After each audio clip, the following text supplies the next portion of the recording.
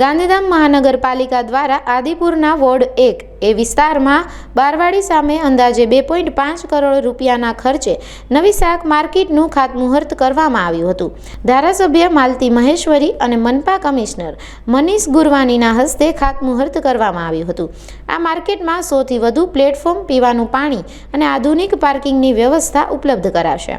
આ કાર્યક્રમમાં નાયબ મનપા કમિશનર, શહેર ભાજપ પ્રમુખ સહિતના આગેવાનો અને મોટી સંખ્યામાં નગરજનો હાજર રહ્યા હતા। જય હિન્દ, જય ભારત સાથે જણાવું દેવી પરબત રમેશ દેવી પૂજક, આદિપુર સમાજ દેવી પૂજક સમાજ પ્રમુખ।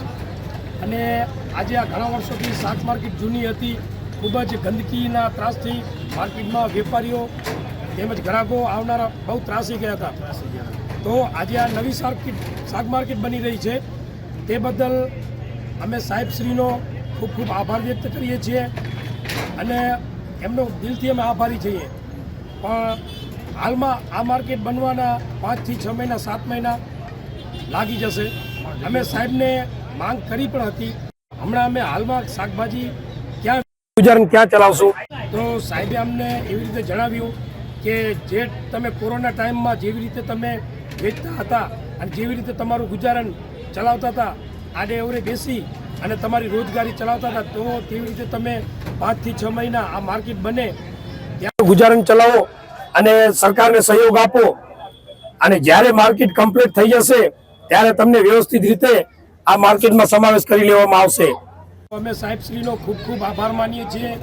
મનીષ ગુરવાની સાહેબશ્રી કમિશનરનો અમે દિલથી હૃદયપૂર્વક આભારી છીએ કે અમારી જૂની શાક માર્કેટને નવી શાક માર્કેટ બનાવી આપે છે, તે બદલ અમે સાહેબશ્રીનો ખૂબ ખૂબ આભાર। आज आदिपुरमध्ये शाक मार्केटનો ખૂબ જૂનો પ્રશ્ન કે નવું શાક માર્કેટ, અદ્યતન શાક માર્કેટ બને એ દિશામાં એનું ખાતમુહૂર્ત 2.5 કરોડની માતબર રકમથી કરવામાં આવ્યું।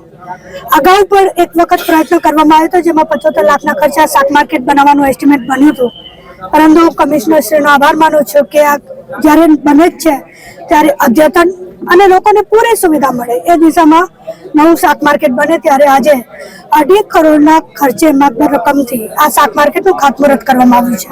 હું સંપૂર્ણ વિશ્વાસ ધરાવું છું આવનારા સમયમાં જ્યારે આ શાક માર્કેટ બનીને તૈયાર થશે ત્યારે અહીંના લોકોને પૂરતી સુવિધા મળશે અને જે વેચવાવાળા છે એ લોકોને પણ અને જે શાક લેવા આવે છે એ લોકોને પણ દરેક પ્રકારની સુવિધા અહીંથી પૂરતી મળવાની છે। સૌથી પહેલાં તો આપના મારફતે આદિપુર ગાંધીધામના લોકોને નવા વર્ષના ખૂબ ખૂબ અભિનંદન પાઠવું છું, શુભેચ્છા પાઠવું છું।